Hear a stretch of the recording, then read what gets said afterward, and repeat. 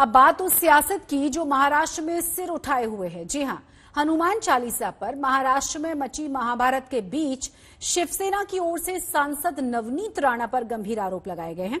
शिवसेना प्रवक्ता संजय राउत ने कहा है कि नवनीत राणा के लिंक्स डी कंपनी यानी दाऊद इब्राहिम से हैं। संजय राउत ने इतना बड़ा आरोप किस बिना पर लगाया है, उसे समझने के लिए इस रिपोर्ट को देखिए आप।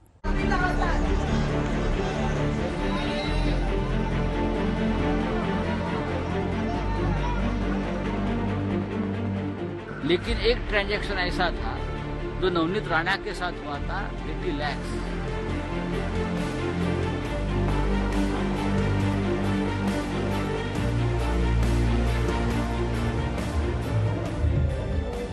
वैसे तो मुंबई में चालीसा विवाद में सब था, पत्थरबाजी भी थी, हंगामा भी था, नारेबाजी भी थी, कोर्ट कचहरी भी थी, आरोप प्रत्यारोप भी था और बदजुबानी भी थी।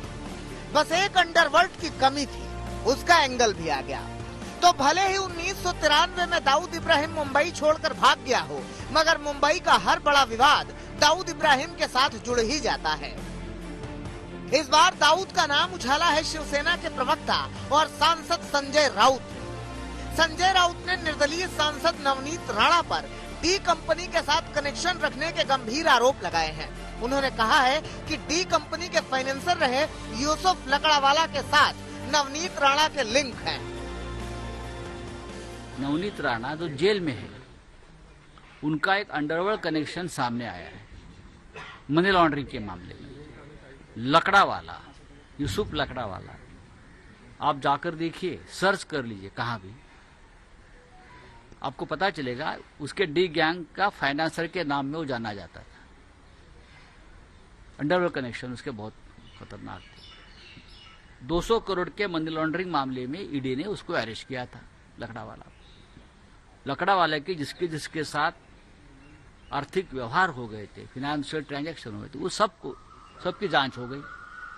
लेकिन एक ट्रांजैक्शन ऐसा था जो नवनीत राणा के साथ हुआ था 80 लाख, 80 लाख का ट्रांजैक्शन हुआ है नवनीत राणा के साथ। उसकी जांच क्यों नहीं हो गई, क्यों छुपाया गया? नवनीत राणा को क्यों नहीं बुलाया गया जांच के लिए? ये सवाल मेरा सिर्फ ईडी को नहीं है, ये सवाल ईओडब्ल्यू को भी है। शिवसेना प्रवक्ता ने ऐसे समय में नवनीत राणा के खिलाफ ये गंभीर आरोप लगाए हैं जब पहले से ही राणा दंपति की मुश्किलें बढ़ी हुई हैं। पति पत्नी जेल में हैं, जमानत पर सुनवाई 29 अप्रैल को है। एफआईआर रद्द करने वाली याचिका पर पता नहीं कब सुनवाई होगी। और ऐसे में ये आरोप, शिवसेना ने ठान लिया है कि वो नवनीत राणा का डी कनेक्शन साबित करके रहेंगे। 80 लाख का लोन लिया है यूसुफ लकड़ावाला से, जो बकायदा उनका एफिडेविट बताता है। वो यूसुफ लकड़ावाला जो ईडी के हवाले में अभी उनकी डेथ हुई है जेल में।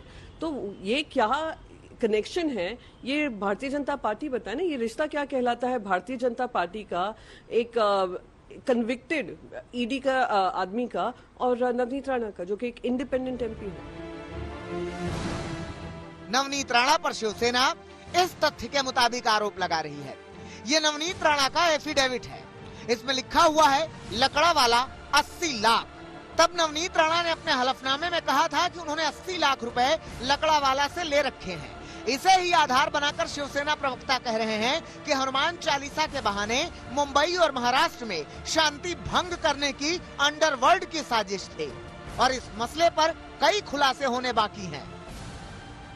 एक बात साफ होती है, मुंबई का और महाराष्ट्र का जो माहौल खराब करने की कोशिश हो रही थी, हनुमान चालीसा से लेकर लाउड स्पीकर तक, उसके पीछे एक बहुत बड़ी अंडरवर्ल्ड की साजिश है।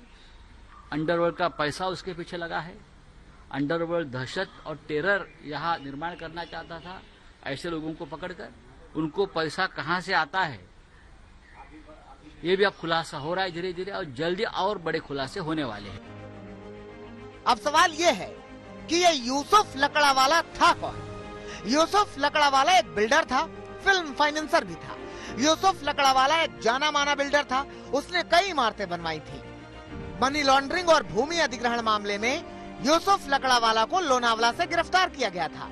आर्थर रोड जेल में लकड़ावाला को कैंसर का पता चला था और कैंसर से ही यूसुफ लकड़ावाला ने दम तोड़ दिया।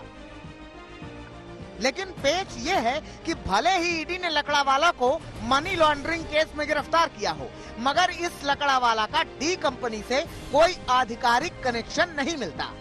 पुलिस के रिकॉर्ड में भी इस लकड़ावाला के खिलाफ दाऊद के साथ रिश्ते की कोई कहानी नहीं मिलती। अलबत्ता इस तस्वीर को देखिए, ये है एजाज लकड़ावाला। एक जमाने में दाऊद इब्राहिम का खास था, बाद में ये छोटा राजन के पाले में चला गया और छोटा राजन के लिए काम करने लगा। इस एजाज लकड़ावाला का डी कंपनी से कनेक्शन है और इसे पटना से मुंबई पुलिस ने गिरफ्तार किया था। तो फिर सवाल ये है कि क्या शिवसेना प्रवक्ता संजय राउत लकड़ावाला नाम से कंफ्यूज हो गए? अगर नहीं तो क्या शिवसेना की ओर से नवनीत राणा पर डी कंपनी के सहयोगी से पैसा लेने का नया केस शिवसेना दर्ज कराएगी? बीजेपी पूछ रही है कि अगर कोई सबूत है तो दिखाइए, केस कराइए, कोर्ट जाइए, क्योंकि आरोपों से अकेले काम नहीं चलेगा। एक बार बात बिगड़ जाने के बाद दोनों पार्टियां एक दूसरों पे आरोप लगा रही है। डी कंपनी से इनके संबंध है नहीं है, उनके पास क्या सबूत है, वो तो खुद आप पेश करेंगे सबूत जो भी है। उन्होंने सबूत पेश करना चाहिए, केवल आरोप करने से थोड़ा चलता है। अगर होंगे भी तो उसकी सजा उनको भुगतना पड़ेगी, अगर नहीं है तो फिर ये उन पे केस दाखिल कर सकते। लेकिन जब तक के संजय राउत जो सबूत इनके पास है वो पेश नहीं करते, उसका भी उनका गलत है या सही मानना ये भी हमारे लिए ठीक नहीं है। आरोप गंभीर है और शिवसेना को ये बताना होगा कि उन्होंने नवनीत राणा पर अंडरवर्ल्ड से जुड़ने वाला आरोप किस आधार पर लगाया।